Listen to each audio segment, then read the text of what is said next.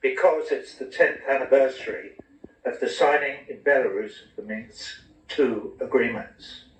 Why are these agreements important? Well, because the people of Ukraine are divided. They're either pro-Russian or anti-Russian.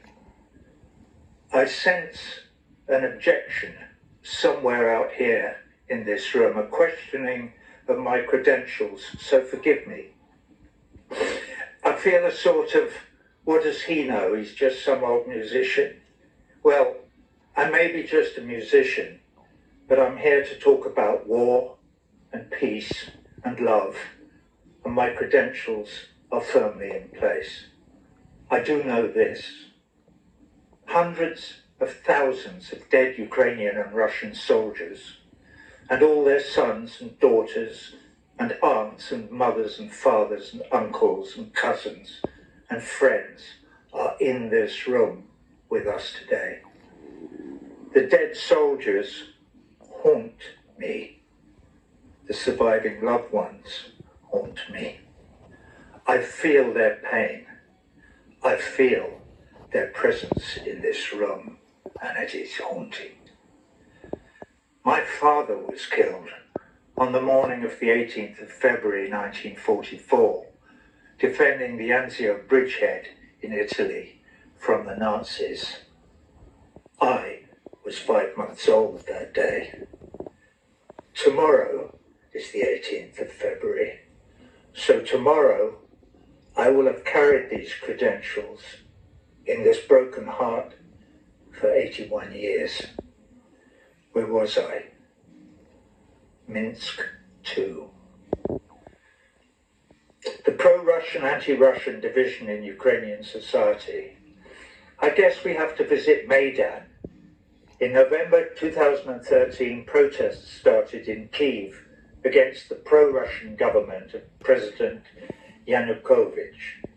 These protests climaxed between the 18th and 20th of February 2014, when fierce fighting between Maidan activists, police, and unidentified others resulted in the deaths of almost 100 civilians and 13 policemen. Like most of you, I only watched it on TV. Was it just a noisy and very deadly political clash between different factions in Ukrainian society, or was it more complicated than that? Was there outside interference, for instance? Did I see Senator John McCain on the podium, sticking his oar in? We've all listened to the famous cell phone call between Victoria Nuland and Jeff Pyatt, together calmly picking out a new Ukrainian president. Who could forget Victoria Nuland's casual aside? The EU. Whatever it was, it all turned very nasty. Dead bodies everywhere. Who started it? Who fired the first shot? This is one of the problems with regime change, isn't it? Dead bodies. They're all somebody's loved one. It looks as if all the talks in Maidan's aftermath that led up to Minsk II a year later were a very necessary and worthy attempt to find a solution to a deadly problem in a deeply divided society. Minsk II smells like common sense to me. But there's another smell in the story, though. Some say the new government in Kiev was unduly influenced by right-wing factions like the Right Sector and the followers of Stepan Bandera. If you don't know who Stepan Bandera is or was, you shouldn't be here. You should be at home watching the Bill Maher show or reruns of the Kardashians. Anyway, immediately after the change of government in 2014, Crimea seceded from Ukraine and joined the Russian Federation. Did it secede, or was it annexed? Take your pick. We could always ask the people on the ground, Let's have a look, shall we? In a referendum held at the time, 95% of Ukrainians in Crimea voted to secede. Fair enough.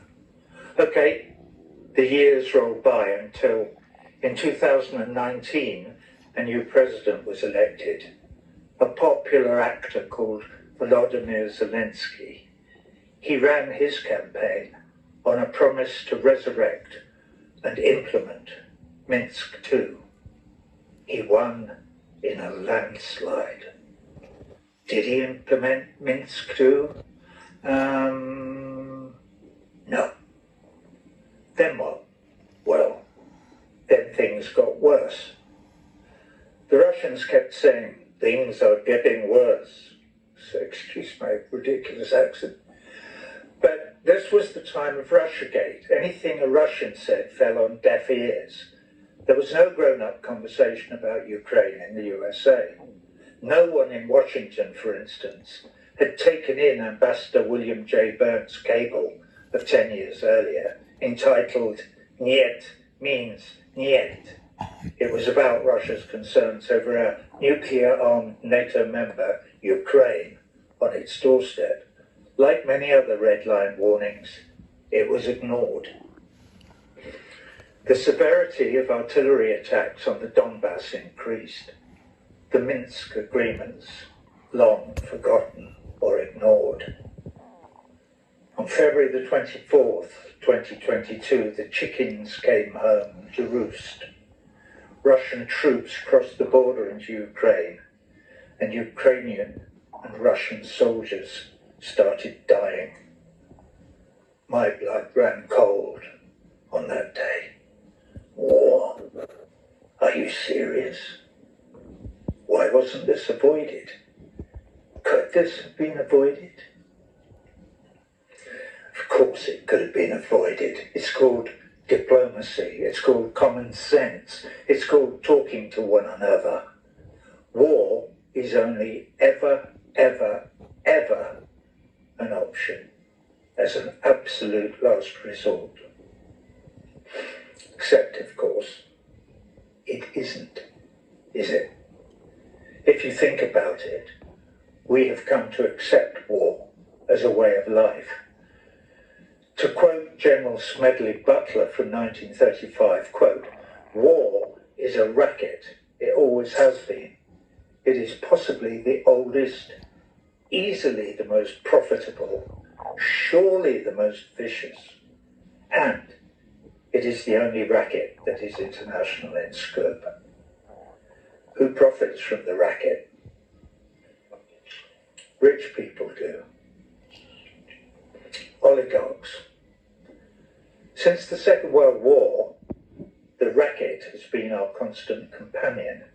Korea, Vietnam, Kosovo, Iraq, Afghanistan, Libya, Syria, Palestine. Well, Palestine isn't really a war, is it? Don't get me started. Back to Ukraine. It looked as if the war in Ukraine might die stillborn because people started talking to each other. Mr. Zelensky started talking to Mr. Putin. And by the end of April, a ceasefire agreement had been negotiated and agreed in Istanbul. But then, the British Prime Minister, Boris Johnson, arrived in Kyiv with a message. Hello, Volodymyr. A word in your ear. Forget Istanbul and Minsk and all that.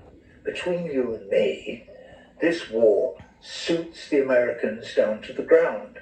They think it'll weaken Russia. So it's been decided to continue it for as long as it takes. And just between you and me, the longer it takes, the better. They'll keep sending you ammo, of course, and they'd like you to, well, you know, just fight on.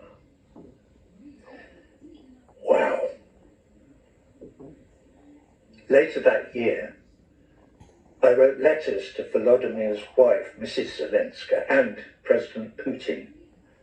I blathered on to Mrs. Zelenska about similarities between Cuba and Ukraine and suggested that the reason we survived the existential crisis in '62 was largely explained by the fact that our leaders, Nikita Khrushchev and John F. Kennedy, spoke to one another on the telephone like civilized human beings, and common sense prevailed.